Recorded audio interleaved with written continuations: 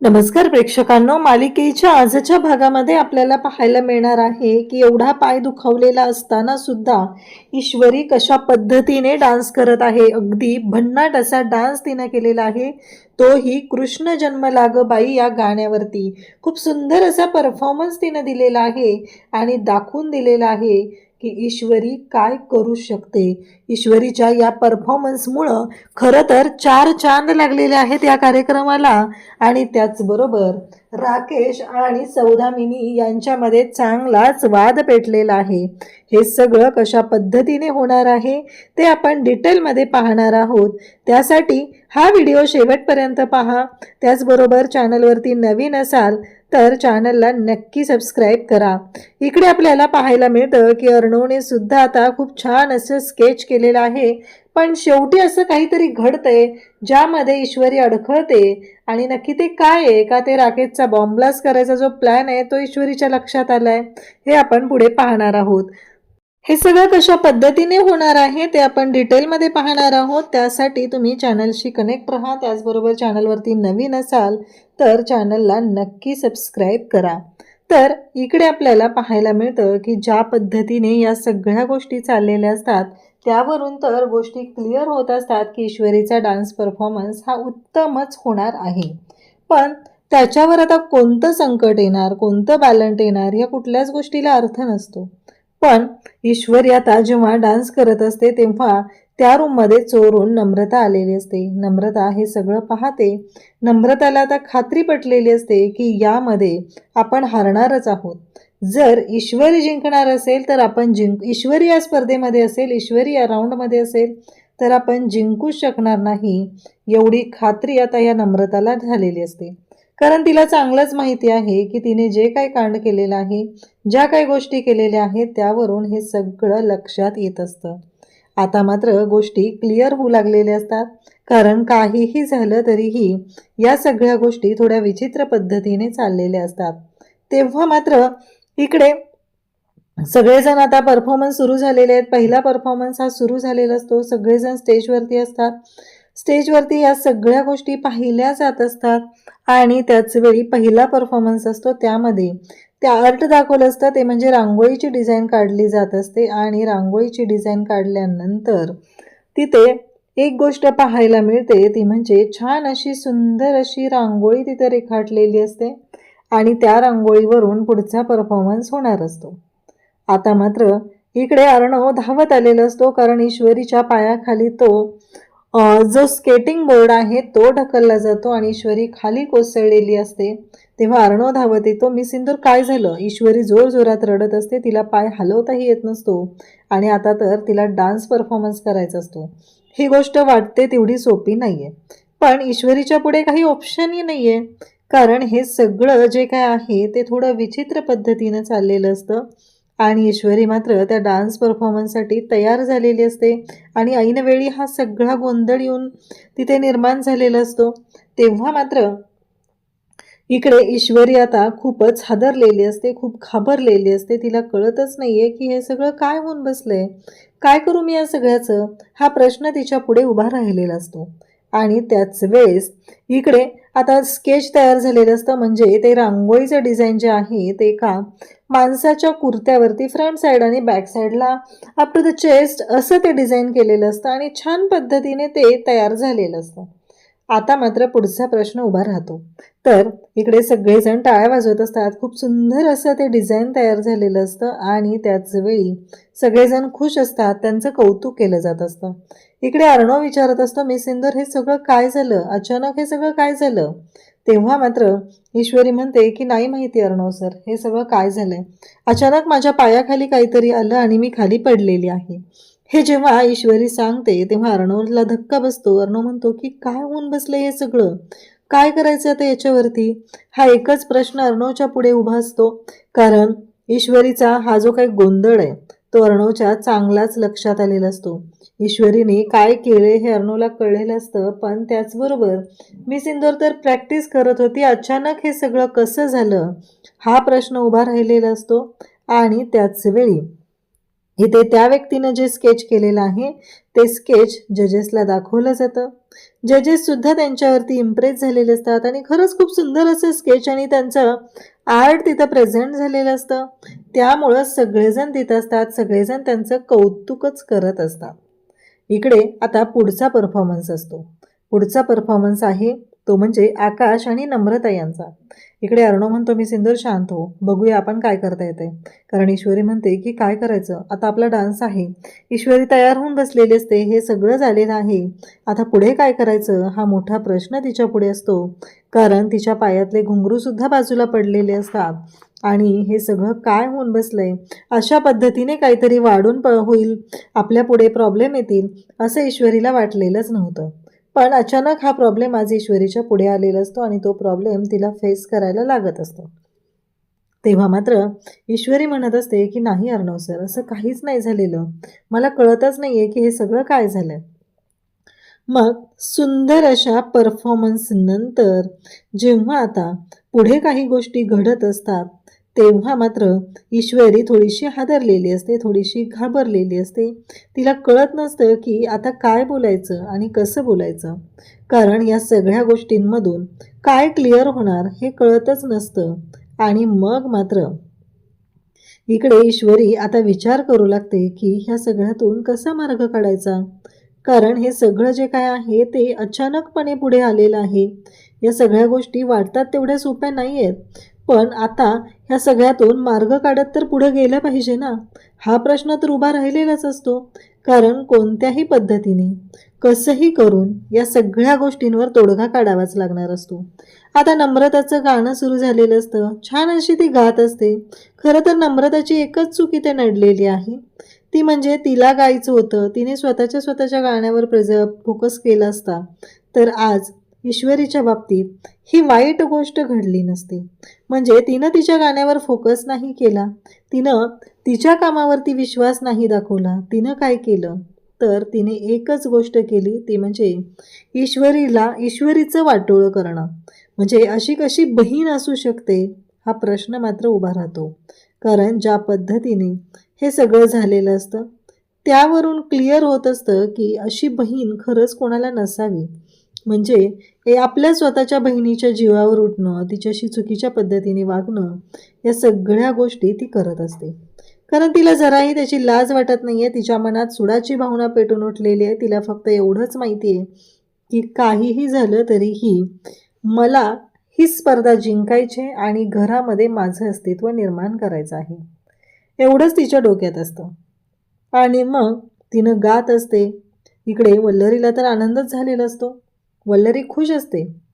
जे काय असेल ते असेल, पण वल्लरीला मात्र जाम आनंद होतो. कारण तिची सून आणि तिचा मुलगा परफॉर्म करत आहेत आणि तिची सून म्हणण्यापेक्षा ती तिची पपेट आहे.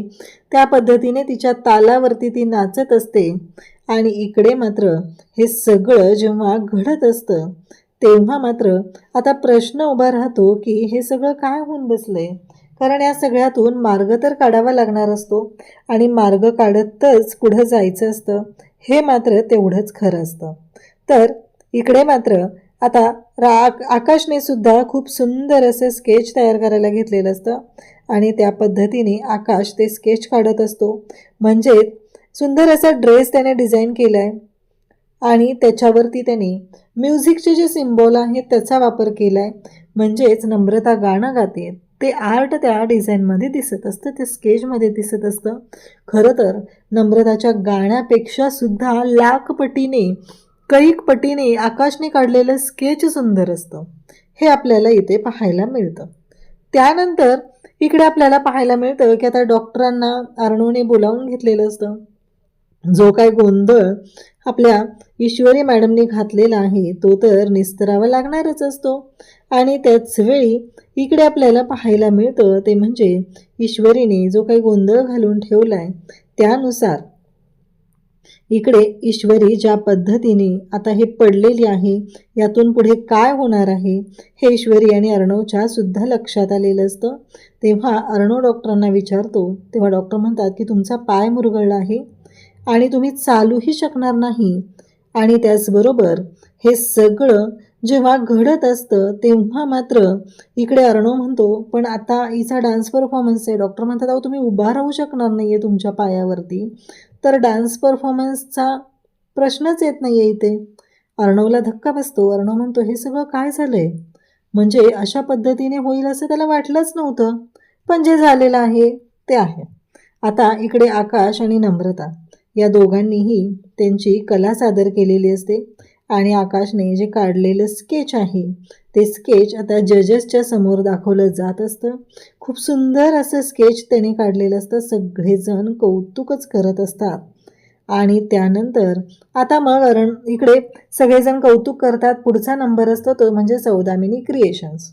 सौदामिनी क्रिएशन्स यांचा नंबर असतो आणि त्यावेळी सौदामिनी क्रिएशनचे जे दोघंजण आहेत आता ते परफॉर्म करण्यासाठी येणार असतात. सगळेजण आकाश आणि नम्रताचं कौतुक करत आहेत कारण नम्रताला माहिती आहे की आम्हीच जिंकणार आहोत. जर अर्णव ईश्वरी या स्पर्धेत आले नाहीत तर नम्रता जिंकणार असा तिला कॉन्फिडन्स असतो. इकडे डॉक्टरांनी सांगितल्याप्रमाणे आता ईश्वरी तिथे बसून असते. अर्णव विचार करत असतो. तो म्हणतो की मी सिंदूर शांत हो. तेव्हा ईश्वरी डॉक्टरांना सांगण्याचा प्रयत्न करत असते की माझा डान्स परफॉर्मन्स आहे, मला डान्स करावा लागेल. तेव्हा डॉक्टर म्हणतात की हे बघा, तुम्ही जर तुमच्या पायाला ताण दिला तर दुखापत वाढू शकते आणि तुम्हाला जी इंजुरी झालेली आहे ती वाढू शकते. आता मात्र ईश्वरीच्या हातामध्ये ती घुंगरं असतात. ईश्वरी त्या घुंगरांकडे पाहत राहते कारण तिला तर डान्स करायचा होता आणि हे सगळं काय होऊन बसलंय. मग सौदामिनी क्रिएशनचा नंबर असतो. त्यांना बोलवलं जातं स्टेजवरती. सगळेजण पाहत असतात. आता युनिक असं काहीतरी तिथं सादर होणार असतं. सगळ्यांचं लक्ष असतं. मग त्यांचं युनिक असं ॲक्ट तिथं सुरू झालेलं असतं आणि त्या पद्धतीने आता स्केच हा त्यांच्यातला जो एक पार्टनर आहे तो स्केच काढत असतो. सुंदर असा परफॉर्मन्स सुरू असतो आणि इकडे अर्णवला तर प्रश्न पडला आहे की आता करू काय, या सगळ्यातून कसा मार्ग काढू, हा एकच प्रश्न अर्णवला पडलेला असतो. अर्णव म्हणत असतो की काहीही झालं तरीही मला या सगळ्यातून आता मार्ग काढावाच लागणार आहे कारण या सगळ्या गोष्टी वाटतात तेवढ्या सोप्या नाही आहेत, पण यातून मार्ग काढतच पुढे जावं लागणार आहे हे अर्णवच्या सुद्धा लक्षात आलेलं असतं. इकडे ईश्वरी पाय धरून बसलेली असते. अर्णव शेवटी म्हणतो की मला जाऊन आता तिथे बाहेर सांगावं लागेल, मी आयोजकांना सांगून येतो असं तो ईश्वरीला सांगतो. म्हणजे आता हे दोघं परफॉर्मन्स करू शकणार नाहीत हे सगळं तिथं सिद्ध झालेलं असतं. आणि त्याच वेळी इकडे अर्णव म्हणतो की मी सांगून येतो म्हणून अर्णव बाहेर गेलेलं आहे. ईश्वरी पाय धरून बसलेली असते. ईश्वरी म्हणत असते काय होऊन बसलं हे सगळं. आणि त्याचबरोबर हे सगळं जेव्हा घडत असतं तेव्हा मात्र आता समोर ॲक्ट चालू झालेला आहे. आता वल्लरीला माहिती आहे की आता मज्जा येणार आहे कारण अर्णव ईश्वरीचा नंबर येणार आणि त्यांची कशी वाट लागणार हे तिला चांगलंच माहिती आहे. मग मात्र ईश्वरीच्या बाबतीत आता काय होईल हा प्रश्न उभा राहिलेला असतो आणि त्याच वेळेस सगळेजण पाहत असतात कारण ज्या पद्धतीनं या सगळ्या गोष्टी घडत असतात त्यामुळं सौदामिनीला सुद्धा खात्री असते की आता खरी मजा येणार आहे. म्हणून सगळेजण तिथं बसलेले आहेत आणि सगळेजण परफॉर्मन्सला, समोर झालेल्या परफॉर्मन्सला आनंदाने प्रतिसाद देत आहेत. म्हणजेच हा परफॉर्मन्स खरंच खूप चांगला झाला आहे असं सौदामिनीला वाटत असतं. पण सौदामिनीला कुठं माहिती आहे पुढचा परफॉर्मन्स हा अर्णव ईश्वरीचा आहे. कितीही संकट आली, काहीही झालं तरीही मोडून पडणार नाहीत असे अर्णव ईश्वरी आहेत. ईश्वरी विचार करत असते तेव्हा तिला तिचं मन बोलतं की अशा पद्धतीने तू माघार घेणार आहेस हे चुकीचं आहे. तू ज्या पद्धतीने माघार घेत आहे ही गोष्ट चुकीची चाललेली आहे असं मन तिचं सांगत असतं.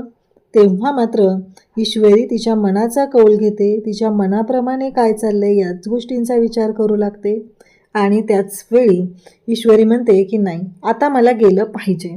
इकडे आता अर्णव ईश्वरीचं नाव अनाऊन्स होत असतं आणि जर ते आले नाही तर त्यांना या राऊंडमधून इथे बाहेर काढण्यात येईल, त्यांना यातून काढून टाकण्यात येईल असं बोललं जात असतं. आणि तेव्हा मात्र सगळेजण तिथे पाहत असतात. आता प्रश्न उभा राहिलेला असतो की हे सगळं काय चाललंय कारण ज्या पद्धतीने ईश्वरीने परफॉर्म केलेले आहेत आत्तापर्यंतच्या दोन्ही राऊंडचे ते विनर आहेत आणि ऐनवेळी हा सगळा गोंधळ झाल्यामुळं आता ईश्वरीने हे सगळं जे काय आहे ते पाहिलेलं असतं आणि आता तिच्यापुढे प्रश्न उभा राहिलेला असतो की करू काय. आता हा प्रॉब्लेम कसा सोडवायचा. इकडे अर्णव आता स्टेजवरती आलेला आहे अर्णव स्टेजवरती आलेला पाहून जिजी तिथं अनाऊन्स करते की चला, सात्विक फॅशनचे अर्णव राजेशिर्के पोहोचलेले आहेत, तर लवकरच या त्यांच्या परफॉर्मन्सला सुरुवात होत आहे. अर्णव तिथे येतो, जिजीच्या हातातून माईक घेतो आणि म्हणू लागतो की मला 1 मिनिटं बोलण्याची संधी द्यावी. मग अर्णवने जिजीच्या हातातून माईक घेतलेला असतो आणि त्या माईकवरती तो तिथे बोलायला सुरुवात करतो. अर्णवचा चेहरा पूर्णपणे उतरलेला असतो, कारण आता इथपर्यंत एवढ्या अडचणींवर मात करत अर्णव ईश्वरी पोहोचलेले होते. पण ऐनवेळी हे सगळं जे काय आहे त्यामुळं इकडे पाहायला मिळतं की आता ते परफॉर्म करू शकणार नसतात. त्यामुळं प्रश्न उभा राहिलेला असतो की करायचं काय, या सगळ्यावर कसा मार्ग काढायचा हा प्रश्न पुढे पडलेला असतो. आता मात्र ईश्वरी म्हणत असते की नाही, ईश्वरीचं मन म्हणतं की अशी खचून नको जाऊस, काही झालं तरी आजपर्यंत इतक्या संकटांशी तू सामना केलेला आहे, तर तू खचून जायची गरज नाही, असं ईश्वरीचं मन तिला सांगू लागतं. आणि ईश्वरी मात्र तिच्या मनाचा कौल ऐकत असते. ईश्वरीने ठरवलेलं असतं की काहीही झालं तरीही आता माघार घ्यायची नाही. जेव्हा अर्णव तिथे सगळ्यांच्या समोर सांगायला आलेलं असतो तेव्हा मात्र ईश्वरी तिथे येते आणि थांबा म्हणते. ईश्वरी आलेली पाहून अर्णवच्या लक्षात येतं की आपण आज परफॉर्म करणार आहोत. खरं तर ईश्वरीला सुरुवातीला टेन्शन आलेलं होतं, हे सगळं कसं होणार, काय होणार हा प्रश्न उभा राहिलेला होता. पण आता मात्र ईश्वरीला त्या प्रश्नाचं उत्तर मिळालेलं असतं आणि ईश्वरी चालत स्वतःच्या पायांवरती चालत तिथं आलेली असते. सगळेजण पाहत असतात. नक्कीच काहीतरी असा मेजर प्रॉब्लेम होता हे लक्षात आलेलं असतं आणि सगळेजण त्यांच्याकडे पाहू लागतात. ईश्वरी तिथं पोहोचलेली आहे आणि फायनली ईश्वरी हा परफॉर्मन्स देणार आहे हे तिथं फिक्स झालेलं असतं. त्यानंतर जेव्हा आता जजेस पाहतात, अर्णव तर बोलत असतो की हा परफॉर्मन्स आम्ही देऊ शकणार नाहीत, पण अचानक काय झालं हा प्रश्न उभा राहतो आणि तेव्हा मात्र सगळ्यांच्या लक्षात येतं की नक्कीच काहीतरी असा मॅटर झालेला आहे म्हणून हे सगळं घडलेलं होतं. पण ईश्वरीने ऐनवेळी तिथं येऊन सगळ्या गोष्टी सावरलेल्या असतात आणि सगळ्या गोष्टींमधून मार्ग काढलेला असतो आणि दाखवून दिलेलं असतं की ईश्वरी आणि अर्णवची जोडी. मग उद्याच्या भागात आपल्याला पाहायला मिळतं की एवढं सगळं करूनसुद्धा दामिनी आता तोंडावरच पडत चाललेली होती आणि मग मात्र ईश्वरी जो काय कृष्ण जन्म लाग बाई या गाण्यावरती परफॉर्मन्स द्यायला सुरुवात करते, ते मात्र खूपच भयानक असं असतं. सगळेजण पाहतच राहतात, कारण आत्तापर्यंत सगळ्यांना असं वाटत होतं की काय होईल पुढे. खरं तर अर्णव ईश्वरीवरती प्रेक्षकसुद्धा एवढे फिदा आहेत, एवढ्या छान पद्धतीने आत्तापर्यंत तिने स्पर्धा जिंकलेली आहे म्हणायला हरकत नाही आहे. आणि या शेवटच्या राऊंडला जो काही गोंधळ होणार होता त्यामुळं मात्र जे टेन्शन क्रिएट झालेलं होतं ते टेन्शनसुद्धा आता रिलीज झालेलं असतं. आणि त्याचवेळी इकडे पाहायला मिळतं की या सगळ्या गोष्टी जशा घडत असतात त्यावरून सौदामिनी आणि राकेश यांच्यामध्ये चांगलाच मोठा राडा होतो. कारण सौदामिनीला असं वाटत असतं की हे सगळं जे काही चाललंय त्यामध्ये आपण काय केलंय हा प्रश्न उभा राहिलेला असतो.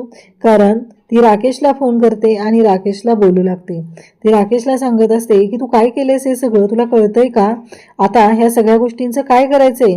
हा एकच प्रश्न तिला पडलेला असतो. तेव्हा राकेश म्हणतो मला अक्कल शिकवायची नाही, कारण काहीही झालं तरीही एक गोष्ट लक्षात ठेवायची आहे, ती म्हणजे अनेक मडे मी गाडून त्याच्यावरती आलेलो आहे, त्यामुळं माझा प्लॅन होणार म्हणजे होणार, धमाका होणार. पण इकडे अचानक ईश्वरी डान्स करत असते. अचानक तिच्या पायाखाली काहीतरी येतं आणि ईश्वरी पाहते, ती थांबलेली असते. अर्णवसुद्धा तिच्याकडे पाहू लागतो की अचानक काय झालं, तर ईश्वरीच्या पायाखाली नक्की काय आलंय. तर राकेशने पेरून ठेवलेला बॉम्ब तिच्या हाती लागलाय हे आपल्याला पुढे पाहायला मिळणार आहे. अशाच अपडेटसाठी चॅनलशी कनेक्ट राहा. थँक्यू.